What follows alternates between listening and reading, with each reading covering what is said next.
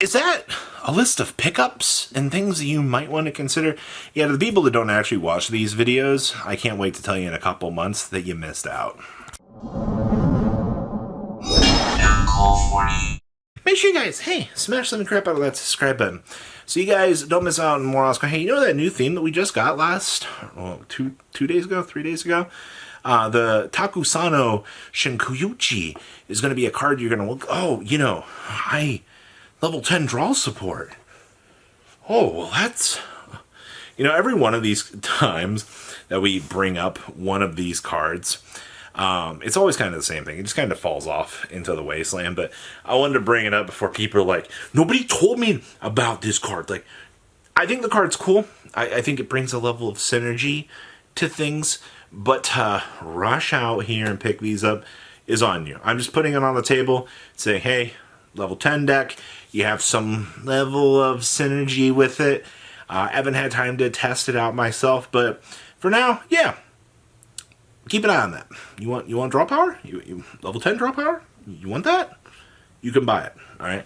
And now I also want to mention Voiceless Voice here. Now, not saying to rush out and get Voiceless Voice cards in the current iterations. You have Megatin stuff coming out here.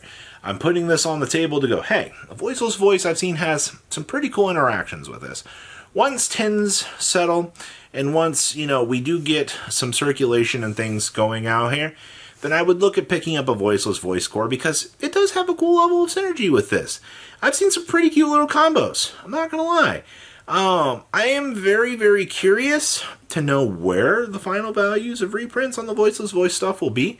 I've already seen these cards getting absolutely destroyed right now for their lowest rarity versions for anything voiceless. But with all of the support around the Dragon deck, or, you know, the Extending Archetype, keep an eye on these two things the most right now. They seem right. Now I want to talk about Junk Giant here. Junk Giant, I will say, is actually pretty interesting in terms of card. Now, for what interaction I actually saw this from, it was actually being played, and I kid you not here, it was being played in a Ancient Gear deck.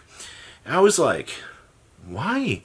Why are we playing this Ancient Gear? So if your opponent controls a level 6 or higher monster, we can special summon it from the hand. Okay. And a synchro monster using this material cannot be negated. And if a synchro monster using this card as material, the other player can activate cards or effects when that monster is summoned. You know, it's almost like if you had a way to make a Black Rose Dragon or something out here to be able to, you know, clear up a field or something. Or, hear me out for a second. What if Ancient Gears could make that happen? And you could initiate a Black Rose off of this, depending on what your opponent has set up on the field here.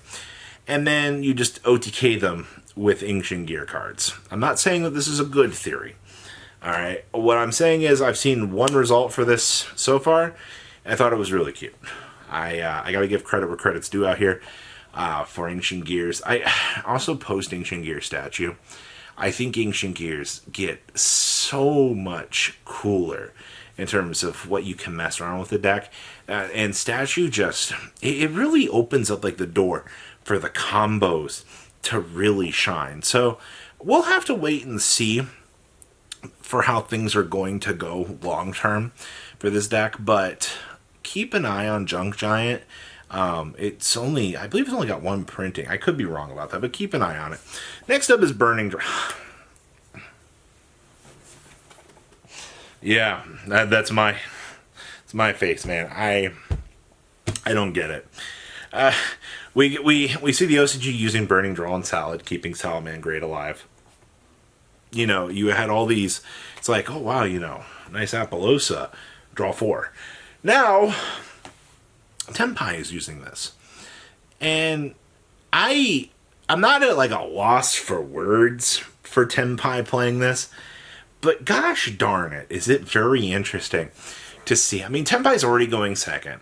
If you're putting an Appaloosa on the field for your end combo here, you just let a Tenpai player draw 4 cards, which means they're looking for a Raigeki, a starter, a Sengen Summoning, or a Dark Hole Lightning Storm.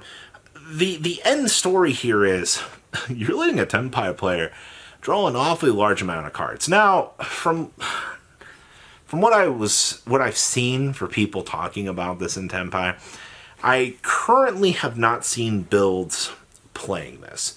Yeah, I know, right? We gotta love our application versus theory out here. When people are like, yes, I mean, it's getting... people are buying copies of it. It's not like the card's not rising up in value, because it actually is. You still got plenty of copies on the market, though, depending on whichever version that you're actually looking at acquiring. And that's what we're here to tell you today. Hey, keep an eye on X card. Yeah. Burning Draw. I can see why Tenpai is choosing to play it, because you get fire locked, but I mean, like, who cares, because everything you're doing is fire anyway, so really mission accomplished, right? The weird things you got to think about out here. Ghost Reaper and Winter Cherries. So the OCG's back on their random, we need something to stop Azamina. I'm looking at Azamina cards right now, and I'm just kind of like, yeah, Diabell Star problem number 4 edition. But either way, make sure you save your money for Rage of the Abyss, by the way. If you're not ready for those Azamina cards yet, yeah. So what ended up happening here is Ghost Reaper Winter Cherries is back on the block in the OCG as a card that is actually seeing application. Which now we get to come back here to the TCG, and we get to look at those Ultimate Winter Cherry prices, and we're down to $8 a copy. You don't need the Ultimate Rares. You don't have to spend $24 on a play set. You can work with the bare minimum and be fine. But I don't even think that the Ghost Reaper is like an incredibly good choice. The thing with Ghost Reaper is it's such a generically...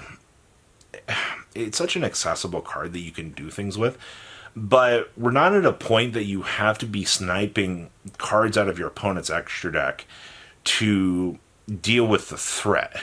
You know what I mean?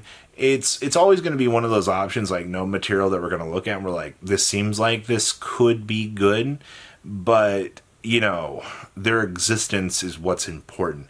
And I feel like Ghost Reaper kind of checks that box of an existence that, maybe at locals, if somebody wants to ruin your day, you'll get Winter Cherried. But the application of, I guess, hitting Azamina cards in the OCG to kind of clean those things up, and most of the time, it's really weird. You only see like maybe 2 Winter Cherries. You'll never see this card actually like maximized, which is always so weird to think about. The OCG is such a weird place, but I just want to bring Ghost Reaper up.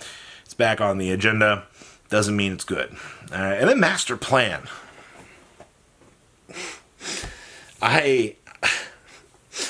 Hear me out for a second. I'm not saying to run out and buy Masterplans. I'm saying to keep an eye on Masterplans right now. Where this happens every single mark I watch me, or every single ban list. You're going to have people that are going to throw needless amounts of money at the screen. They're going to go, Masterplan's coming back. I'm telling you. All right, they're going to be shaken. Even a broken clock's right twice a day, all right? All of these people out here that are screaming about Masterplan coming back, they have to be right eventually, right? And I'll be honest with you, I don't have a problem with Masterplan coming back. Yeah, the 2 out of 3 immunities is stupid. Nobody plays well, I guess you could just imperm the stupid thing and it's going to forget what it was made out of. So I guess, with imperm running around, that's fine to think about out here, but... To see the constant movements of Masterplan and the crackpot theories of it's coming back, it's going to do the thing.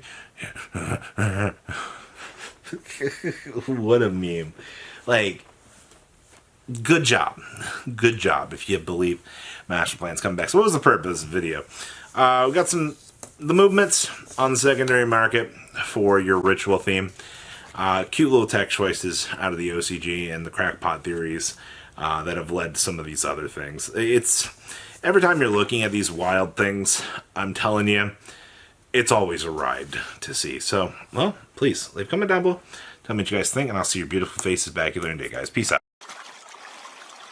patrons. Thank you.